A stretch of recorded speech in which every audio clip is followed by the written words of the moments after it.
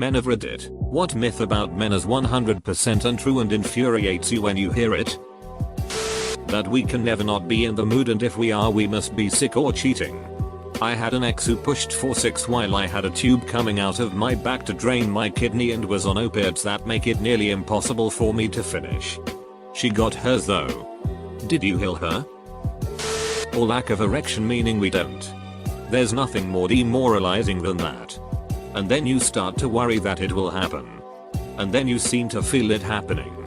So you worry even more. And then it actually starts going down. Now you can't think of anything else and you are willing it to go up. And the night is ruined. That if we like children but don't have children of our own, we're automatically given at the very least a little grilling. If not straight out asked if we're a pedophile. I like dogs too. For pretty similar reasons. Nobody ever asks me if I'm a dog ducker. Are you a dog ducker?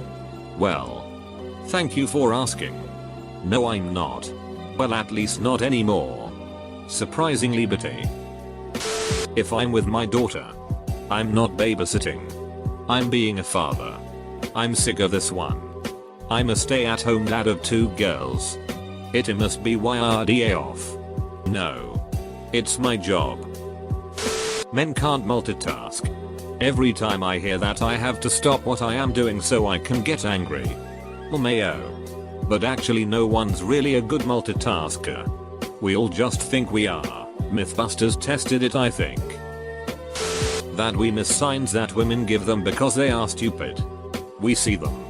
But we don't want to be creepy, jump to conclusions. Edit, or we are not interested. This 1000x over. I used to pick up on signals and not act on them for 2 reasons.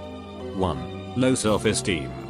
2. I was terrified of taking something the wrong way and getting trapped in a situation where the girl would actually not have been flirting. There's any number of bad outcomes if a girl does something you think is flirting. For 1. Obviously. She could call you a creep for coming on too strong since you already thought she liked you. For another. Maybe you just don't want that one last blow dealt to your self-confidence. It's a tricky situation. Man who works at daycare are pedophiles. Every year there are people who complain I work there. Meanwhile the women working at daycare aren't even watched. And get away with casual child abuse. I knew one colleague who drinks alcohol on work. Last time I reported, I got a warning about snitch on colleague isn't accepted. That is when I went to other daycare. That we cannot parent as well as a woman. That we need a random woman to come hold a man's child because they are crying. That we are babysitting when our spouse isn't with our babies. Yeah, that stereotype is so damn dumb. I mean, I changed thousands of diapers and it never bothered me once. I was perfectly capable of dressing my kids. I know how to open a jar of baby food. I wash and hang my kids' school uniforms.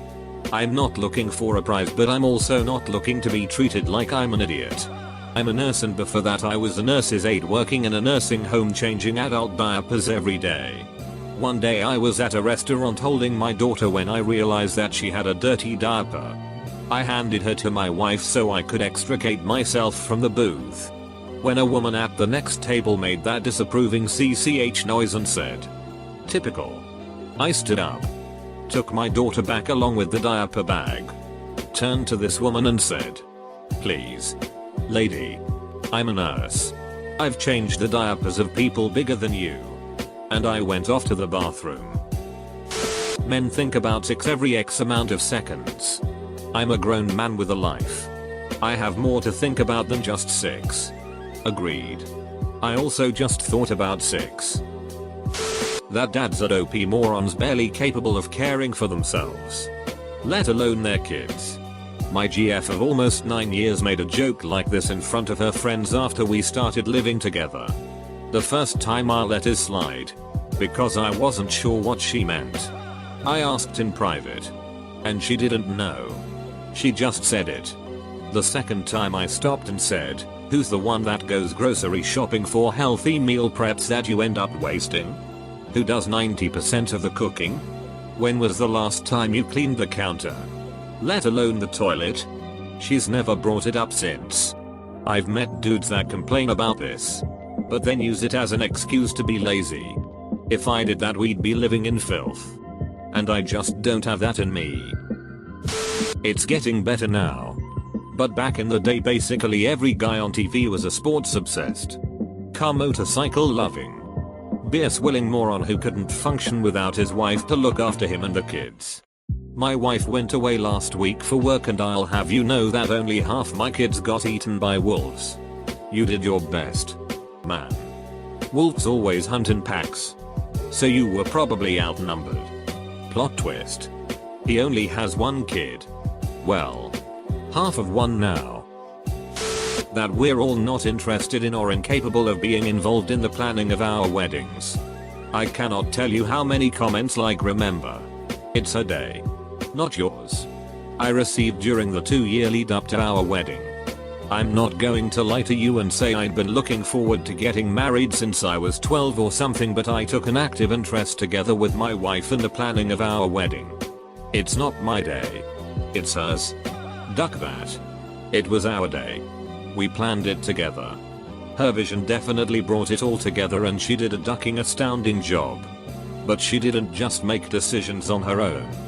We talked together about and worked together on every single thing involved in the event, and we were both ecstatic with how it turned out. It turned out beautifully.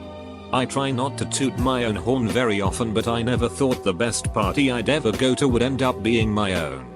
My own parents, who are in an incredible, cooperative, supportive, happy married relationship, and are the best parents I could have possibly asked for. For the record, gave me grief about this sort of thing when I was telling them that if when I get married, I want a smaller, not exorbitantly expensive wedding. They both, especially my dad, insisted that my hypothetical fiancé would be the one calling all the shots. Now that I type it out, I have to wonder if that's them perpetuating the stereotype or calling me spineless. That men find it normal to cheat and brag about it. Edit. Holy crap. Never expected this many upvotes. Never mind silver and gold. Thanks, kind redditors. Any man who cheats on someone loses my respect instantly. Same goes for women. And I'm sure my feelings are shared by most guys. I don't understand why people assume that. Edit. IDKY, me saying cheaters were bad deserved gold, but thanks for that. And the silver. Kind strangers. Get too close to a child and you are automatically branded a pedophile. I work as low tier manager in toy store. And even though I have company t-shirt and name tag, people still ask me if I work there. People still look at me weird when I am going around the store doing whatever. It's sometimes hard to ignore. I just hope people will understand that working at my dream job doesn't mean I want to do stuff to their kids. It hurts sometimes. Edit. Thanks so much for all the comments and my first silver. If I don't answer immediately, I am sorry, but sleep calls and I got work tomorrow. Have a great day, redditors. I want to wish you all Merry Christmas, and as someone who works in toy store, piece of advice: buy toys now, give it few weeks and everything popular will be gone. Much love. I used to eat my lunch at a local lake that has a park next to it. I would park facing the lake with the park behind me. I just sat in my car, listened to podcasts and ate my lunch. One day a lady called the cops on me for being suspicious. Said she was afraid for her children's safety. Luckily the cop was cool and told the lady I was free to eat there since it was a public place. But I didn't really want to risk getting a not cool cop in the future. So goodbye calming lake. Hello depressing parking lot. Edit. I appreciate the support. I'm going to go ahead and start going again. I shouldn't really have let one incident over several years of eating there deter me, but it just made me really anxious. We're all unable to control our nature to have sex. Believe me, if I couldn't control myself, you'd have noticed by now. I'm the oldest of 3 girls and my mom raised us by saying that all men only want sex and they will do anything to get it. Even grape children. We are all deeply paranoid of men and hypervigilant parents and have really ducked up relationships, and holy shit, I'm having a revelation. Men are worse communicators than women. Really depends on the man. And the woman. The whole men think about sex every 7 seconds thing. If you think that's true, I have a bridge in Brooklyn to sell you. Is the bridge sexy though? Men can't be abused by women. Or that men can get assaulted, harassed by other men. I've had some very pushy gay men approach me. One going as far as trying to touch my ass and big dig inside my underwear after I said like 3 times that I'm straight and not interested. Luckily the woman I was out with immediately chastised that guy. But TBH, guys laugh at me when I tell that story and talk about how badly they would have beaten him up. Women who I've told always reacted shocked and emphatic. Men can't show emotion in public unless it's anger or greed. Or lust. Lust is just pen 15 greed. Not sure if it counts as a myth, but most TV portrayals, the guy's a dumbass and depends on his wife for literally everything. It's annoying and played out. I don't know anyone close to my age that lives like that. Quick edit, I do know plenty of old people that do in fact live like those portrayals, or did before their respective divorces in some cases. Homer Simpson was always a bit of an idiot, but he also sacrificed everything for his family and worked hard to provide for them. But now they just write him like he's some worthless bum who does nothing and is a burden to everyone around him. If any of the newer Simpsons writers are reading this, duck you. You suck. I really hate how fruity drinks are associated with women. Like, damn, can I just enjoy my strawberry daiquiri? I always order fruity frozen drinks and my wife always orders beers. Half the time, the waiter gives me the beer instead. Nobody scoffs when a dude's got a kick-ass Slurpee, but as soon as you add some rum it's a girl's drink. Duck off. Duck. Where to start? I was a stay-at-home dad for 2 years. The sheer volume of Karens at parks and playgrounds used to drive me up a wall. They were always dumbfounded when I didn't need their help. Yes, I can change a diaper. Probably faster than you can.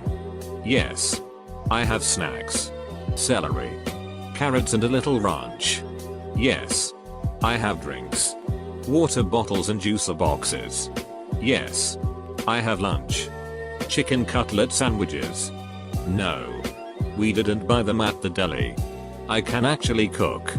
No, I don't need wine. It's 10 AM. Karen, get a duck in grip. No, I'm not going to a strip club. No, that doesn't mean I'm gay. Edit, it's always my minimum effort comments that get upvoted lol. See also, Hooters. That place ducking sucks, and the last 2 times I was dragged there I had beer spilled on me by the wait staff because they hire based on flirting instead of the ability to actually serve ducking food.